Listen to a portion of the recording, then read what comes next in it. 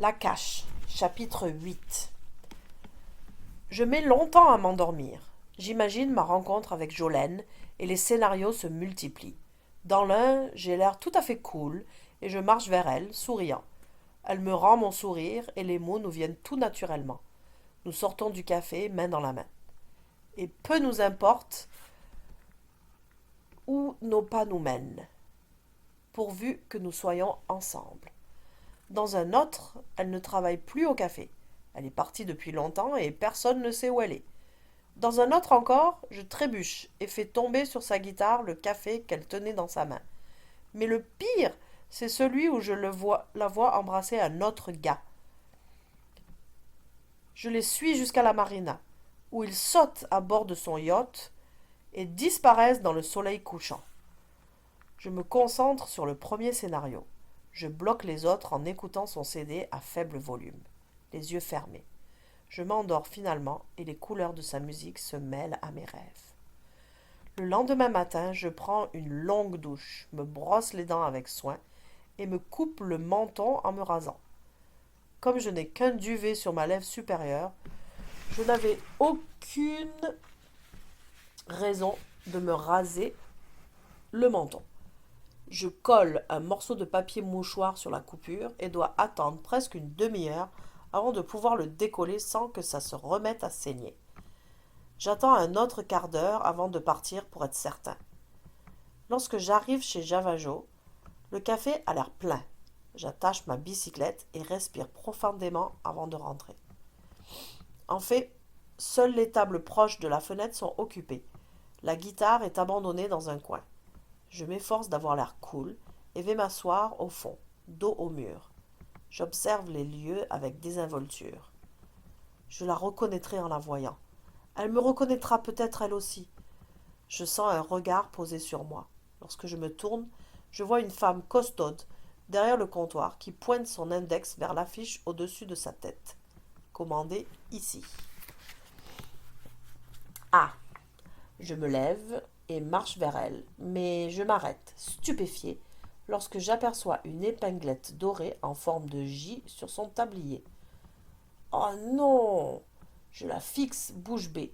Elle me demande: quelque chose ne va pas? Dis-je. Elle me regarde de travers.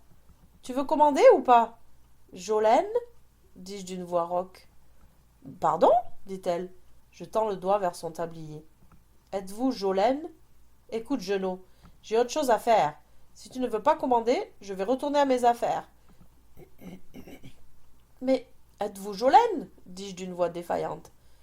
Elle secoue la tête. Je ne suis pas Jolene. Je n'ai jamais entendu parler de Jolene. Tu veux quelque chose ou pas? Vous n'avez jamais entendu parler de Jolene? Ah, Seigneur, dit-elle. Je suis trop vieille pour faire ce métier-là. Puis elle s'éloigne. Je m'éloigne moi aussi. Vite, je monte sur ma bicyclette. Puis j'en redescends pour la détacher. Faut que je me calme. Je pédale lentement jusqu'à l'autre café. Je décide que mon instinct ne m'a pas trompé la première fois. Jolene ne travaillerait pas dans un café kitsch comme le Javajo.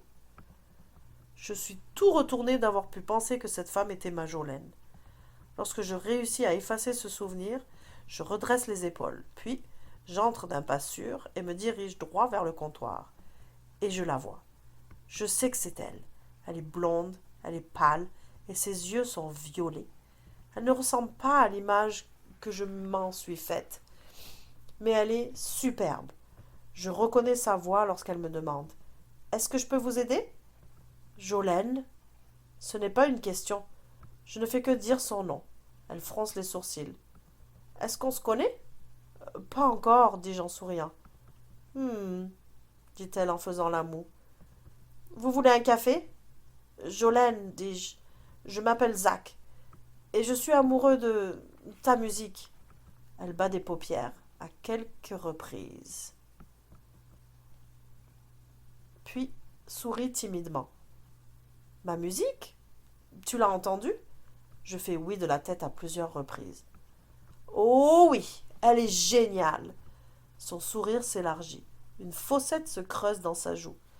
Mais où l'as-tu?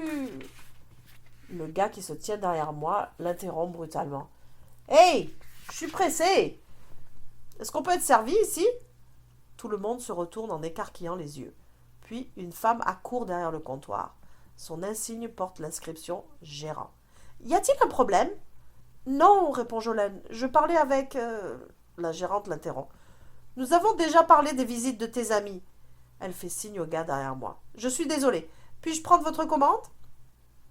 Je l'interromps à mon tour.